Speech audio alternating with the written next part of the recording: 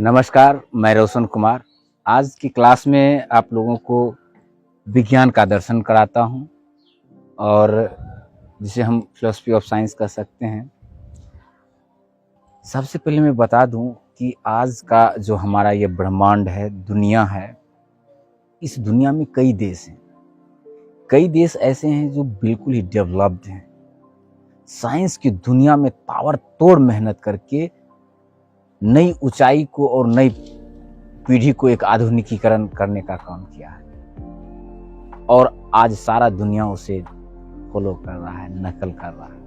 आपको बता दूं, भारत का जो ऐतिहासिक विज्ञान रहा है, भारतीय ऐतिहासिक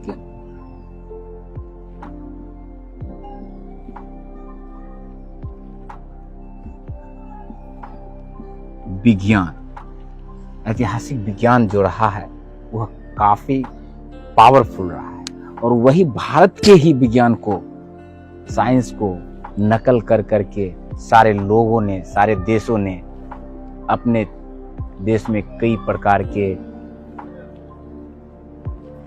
आविष्कार किए हैं। जैसे आप देखते हैं विदेशों में बहुत जर्मनी हो गया, जापान हो गया, है ना, फ्रांस हो गया, बहुत सारे ऐसे देश हैं जो अभी एटम बम हो गया, जैसे एटम बम हो गया, हाइड्रोजन बम हो गया।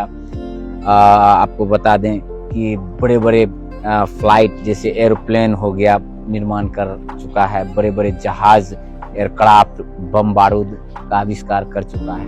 आपको पता होना चाहिए कि हमारे देश यानी कि भारत देश में पहले से ही ये सभी चीज का आविष्कार हो चुका था।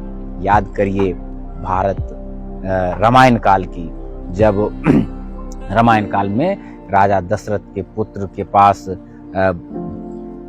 बड़े बड़े मिसाइल हथियार हुआ करते थे, है ना, और उस जमाने में, उससे विगत वर्षों में भी कई लोगों के पास बड़े बड़े हथियार हुआ करते थे। जैसे कि आप जानते हैं कि उनके पास मिसाइल हुआ करता था, अग्निशास्त्र, ब्रह्मास्त्र। ब्रह्मास्त्र एक ऐसा शास्त्र था जो शास्त्र एक बार यूज करने के बाद पूरी जगत को ध्वस्त कर देता था। आपको मालूम होना चाहिए कि ऐसे ऐसे हथियार हमारे भारतवर्ष में पहले से ही इसका इजाद हो चुका था। आप बात करेंगे एरोप्लेन की या फिर बड़े बड़े जहाजों की, तो हमारे देश में पहले से ही इस सारे चीजों का आविष्कार हो चुका था। जैसे कि पुष्पक विमान हुआ करता था। पहले इच्छा अनुसार जितना व्यक्ति उसमें लोड करना है लोड कर दीजिए और जहां जाना है, आपको जहां इच्छा कर रहा है, जैसे हमको यहाँ पटना से दिल्ली जाना है या दिल्ली से आपको कहीं भी जाना है, दूसरे कंटिनेंट में जाना है, तो भी आपको आसानी से क्षण भर में ही आपको पहुंचा दिया जाता था। उसकी गति बहुत ही तीव्र हुआ करता था। तो हमारे देश में ऐसे आविष्कार हो चुके थे। आपको मालूम होना चाहिए कि ऐसे साइंस हमारे देश में डेवलप कर चुका था उस समय कि राजा दशरथ के पुत्र लक्ष्मण जो थे, उनके पास ऐसा साइंस था कि एक लकीर खींच दिया और उस लकीर को पार करने के लिए राक्षस अपने पूरा पावर लगा दिया, फिर भी उस लकीर को पार नहीं कर पाया था, चाहे वो आकाश मार्ग से हो या धरातल मार्ग से। बताइए भारत का इतिहास और भारत का विज्ञान का इतिहास कैसा प्रबल रहा होगा। आज उसी के खोज में सारे देश लगे हुए हैं कि हम अपने देश को किस तरह चार दीवारी कर दें या किस तरह से हम बॉर्डर बनाएं कि बाहरी दुश्मन हमारे देश पर आक्रमण ना करे। तो सारा साइंस अभी सब लुप्त हो चुका है।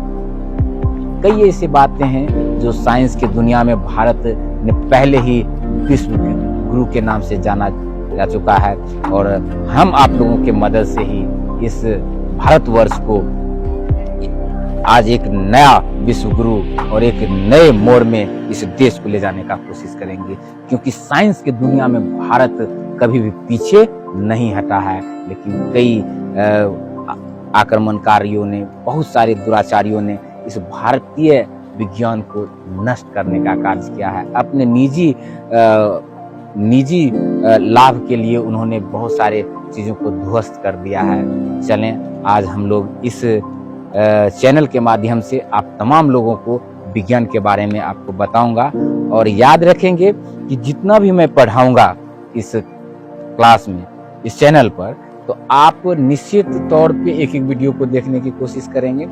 कारण है कि जब आप देखेंगे तो आपको बिल्कुल जीरो लेवल से आपको विज्ञान स्टार्ट करूंगा, और आपको पता चलेगा, निश्चित तौर पे पता चलेगा कि आपको कैसे विज्ञान को अध्ययन करना है और किस टॉपिक से हमें उठाना है और किस टॉपिक से हमें विज्ञान में बृहत नॉलेज धीरे धीरे प्राप्त करना है। धन्यवाद।